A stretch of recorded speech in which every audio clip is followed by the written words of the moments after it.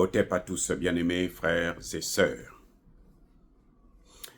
Je reprends la parole tout immédiatement, c'est parce que j'ai entendu les déclarations de Patrice Muyaya, le ministre congolais de la communication.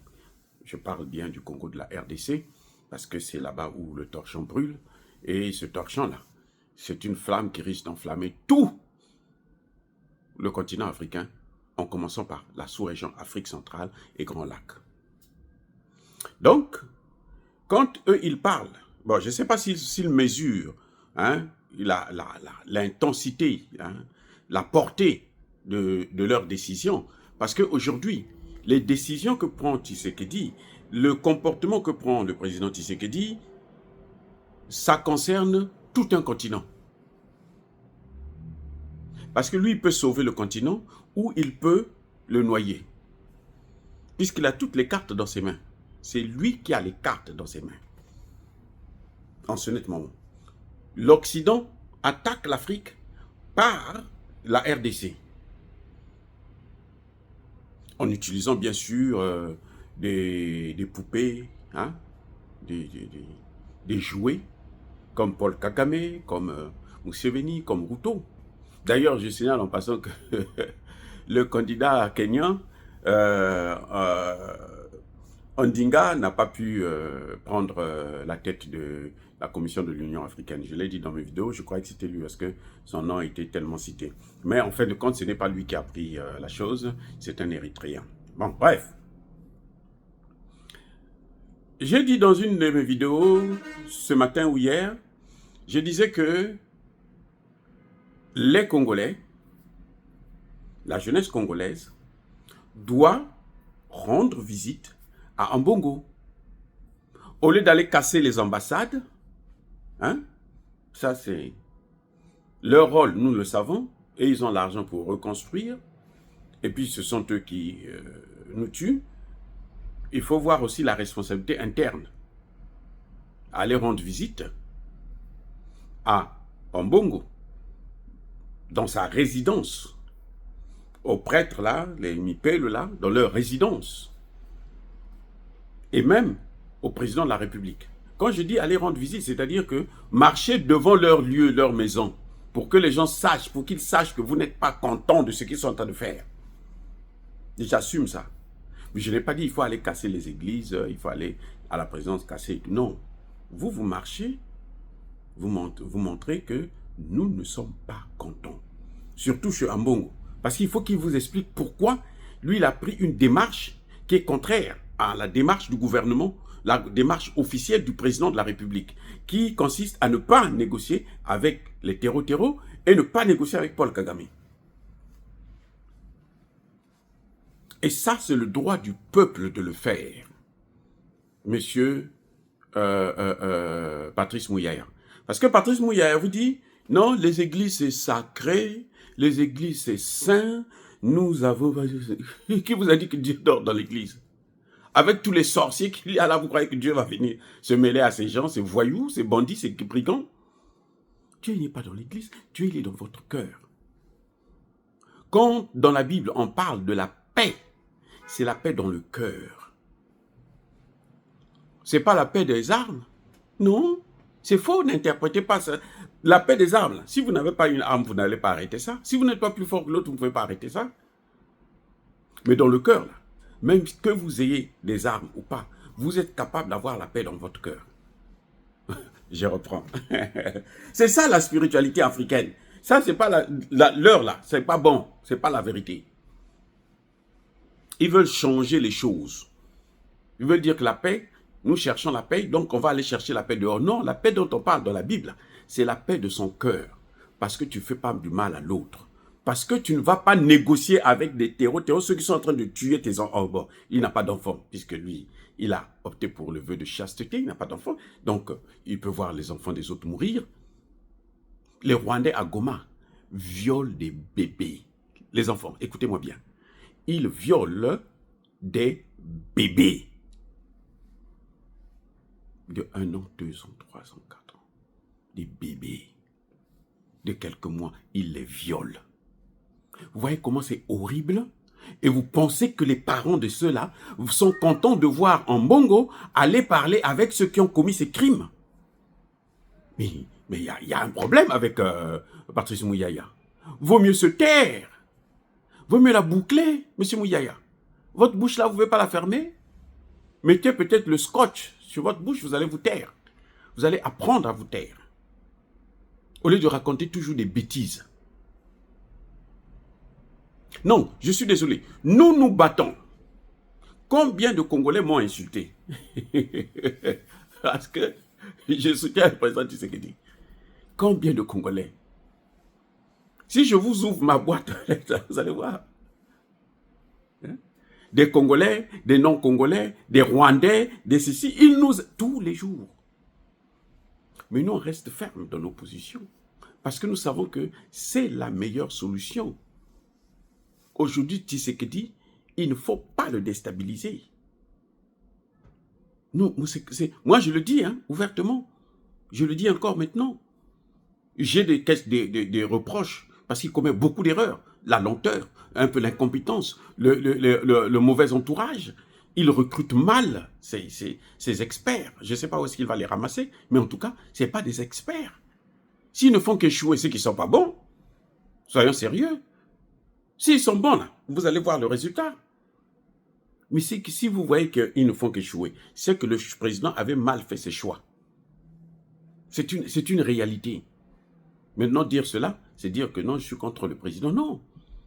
Je sais qu'on ne peut pas déstabiliser cette institution maintenant. Parce que si on déstabilise ça, ça va entraîner une catastrophe au niveau de la RDC, à commencer par Kinshasa. Et ça va aller dans tous les sens en Afrique centrale. Je suis docteur en sciences politiques, je ne peux pas soutenir de telles thèses. Ça va de soi. Mais ça ne me dit pas que ça ne m'interdit pas de critiquer les mauvaises politiques, les mauvais choix ou l'incapacité de prendre des décisions en temps réel. Le Kivu, qui a sauvé le Kivu? Ce n'est pas le président Tshisekedi, c'est la population qui a pris des armes. Et oui, le Kivu a été sauvé parce que la population a pris des armes. Chacun a pris ses responsabilités. Et les Ouazalendo sont venus les soutenir. Ce n'est qu'après que l'armée est revenue, parce qu'ils savaient que, mais si on peut pas, c'est une honte pour eux que ça soit ainsi. Les loyalistes ont décidé de rentrer dans la danse. C'est pas le gouvernement qui a pris une décision. C'est pas les hauts gradés qui ont pris une décision à Kinshasa. Eh oui, il faut le rappeler. Donc, M. Patrice Mouyaya, c'est pas parce que les choses, ils ont corrigé Bukavu, que vous allez vous dire que non, vous avez fait un travail. Non, vous n'avez rien fait. Vous n'avez rien fait, vous êtes même surpris. Non, arrêtez de divertir les Congolais. Ou de penser qu'ils sont bêtes. Les Congolais ont le droit de marcher. Quand vous dites que l'église c'est un lieu saint, quel lieu saint là? En Ukraine là.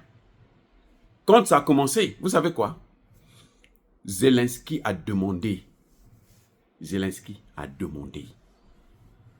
à l'église orthodoxe russe de dégager.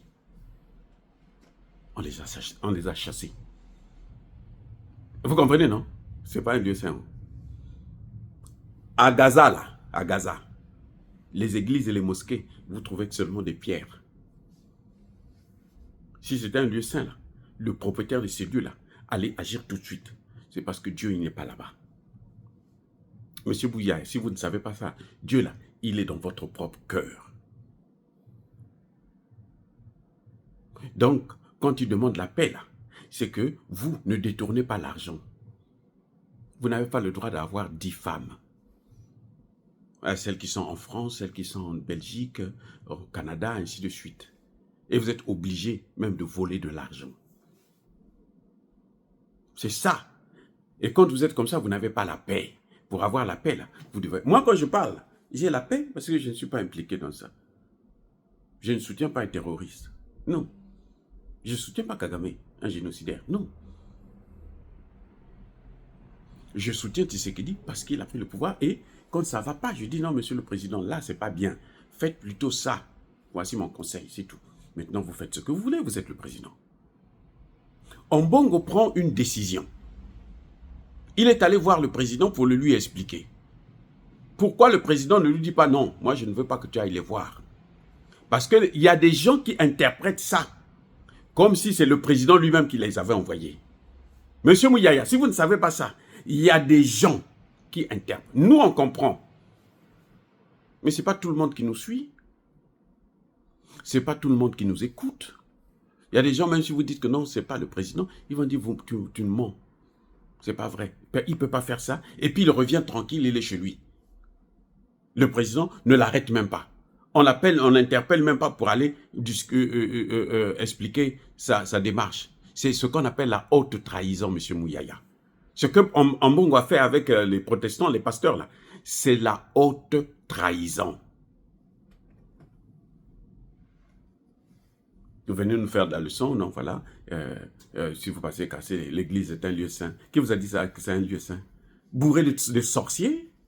C'est ça un lieu saint? Avec tous les sorciers qu'il y a là, vous croyez que c'est un lieu saint? Un lieu saint? Oh. Mais la Bible que vous lisez là, hein, vous croyez en Dieu, non? La Bible que vous lisez là, elle dit quoi? Dieu n'a pas rencontré Moïse dans une Bible, dans une église. Si c'était le lieu saint, Dieu allait d'abord construire une église et puis il allait rencontrer Moïse là-bas. Dieu l'a rencontré dehors, en pleine forêt. Il lui pose seulement une seule condition. Enlève tes chaussures parce que ce lieu est saint, puisque Dieu lui-même est là. Il n'était pas dans une église. Les amis, je ne sais pas, si je me trompe, dites-le moi. Il n'était pas dans une église. Même quand Dieu a remis à Moïse, d'après ce qu'ils disent, hein, les 10 commandements de Dieu, hein, le Dieu lui a remis ça où? Dans une église? Dans une mosquée? Non. Non, c'est dans la montagne. Vous comprenez? Jésus lui-même, quand il va, avant sa dernière prière, il a fait où? Il n'y avait pas d'église à l'époque? Il y avait des églises. Puisqu'il a chassé les gens dans l'église. Il dit ça, c'est la maison de mon père. Il n'a pas dit c'est un temple saint. Si c'était ça, il n'allait pas vendre dans l'église. Jésus a donné des coups de pied aux tables des vendeurs. Attendez, les amis, soyons sérieux. Monsieur Mouyaya, vous croyez que c'est vous seulement qui connaissez la Bible? Nous vous connaissez. Non, pour que nous puissions parler de ces choses-là, pour que nous puissions dire que non, là c'est juste, là c'est pas bon, là faites attention. C'est parce que nous lisons ça aussi. Mais attendez, mais comment vous pouvez dire, ne pas lire quelque chose et puis vous venez en parler? Vous me la maîtrisez, vous la connaissez? Non. Jésus a donné des coups de pied. Il a renversé les tables. Même moi, je ne peux pas faire ça. Jésus lui-même, là, le premier fils de Dieu, là, il l'a fait. Les amis. Donc, monsieur Mouyaya, ne nous dites pas ce que nous allons faire. Faites ce que nous vous demandons de faire, parce que vous êtes élu. Le président, enfin, vous, je veux dire, le président Tshisekedi a été élu. C'est le peuple qui lui a donné le pouvoir. Le peuple lui a dit, le pouvoir là, je veux que tu fasses ça, ça, ça, ça. Quand Tshisekedi prend une décision, je ne veux pas négocier, c'est parce que le peuple ne veut pas qu'il négocie. Écoutez bien Mouyaya, parce qu'il faut bien interpréter les choses. Le peuple ne veut pas qu'il négocie. Si le peuple voulait qu'il négocie, le peuple allait sortir dans la rue pour dire, monsieur Tshisekedi, nous on vous a dit de négocier. Vous avez vu pour chasser la MONUSCO, non? Ce n'est pas le peuple qui a demandé de chasser la MONUSCO. Tshisekedi s'est opposé, non? Comment Tshisekedi a fait? Il était obligé de tirer sur des gens. Pour arrêter ça. Eh oui.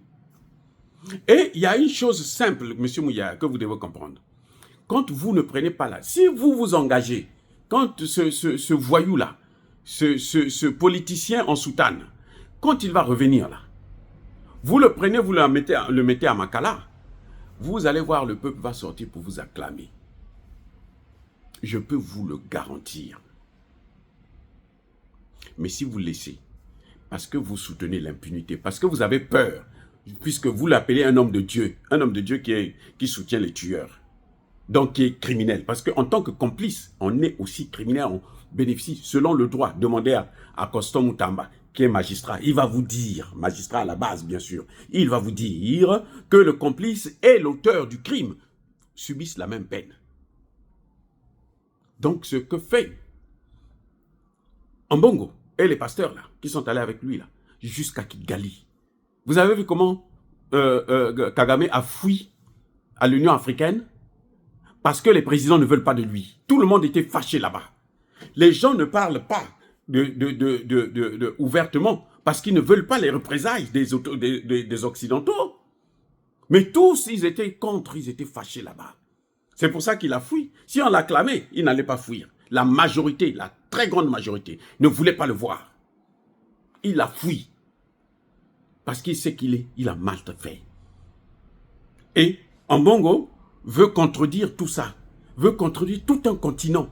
Qui dit, mais la position de Tshisekedi là, elle est la normale. Vous avez déjà entendu quelqu'un de sérieux critiquer la position de Tshisekedi de ne pas négocier avec les M23? Vous avez déjà entendu ça? Quelqu'un de sérieux, pas la pacotille, la poubelle là. Non. Il y a une chose, monsieur Mouyaya. Lorsque la justice ne se fait pas dans les instances habilitées à le faire, elle se fera dans la rue.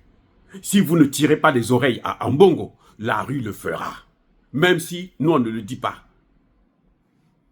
La rue s'en fout de ce que vous appelez lieux saints. Ce n'est pas des lieux saints, puisque ceux qui sont là, ce sont des diables. Donc, si vous voyez le diable assis dans une église, vous allez dire non, c'est un lieu saint, il ne faut pas aller le sortir de là, il faut le laisser prier. Mais Patrice Mouyaya, là, vous déconnez, là. Hein? Vous avez pété les plombs aussi comme Kagame? Non, vous déconnez.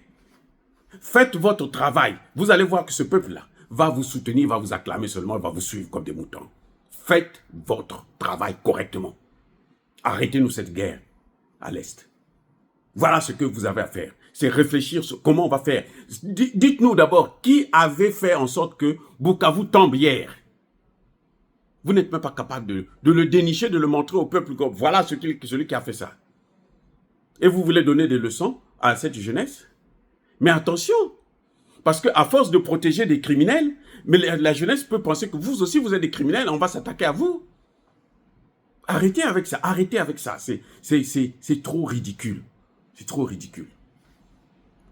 Les amis, encore une fois de plus, soyez bénis, abondamment bénis par le Dieu des Kémites et par nos ancêtres angéliques. Mais que tous ceux qui persécutent le continent africain, le pillent et le déstabilisent, qu'ils soient noirs, blancs, chinois, arabes, juifs, indiens, qui qu'ils soient punis, maudits, foudroyés, neutralisés, écrasés, effacés par le Dieu des Kémites et par nos ancêtres angélisés. Vive l'Afrique éternelle, j'ai dit et j'assume.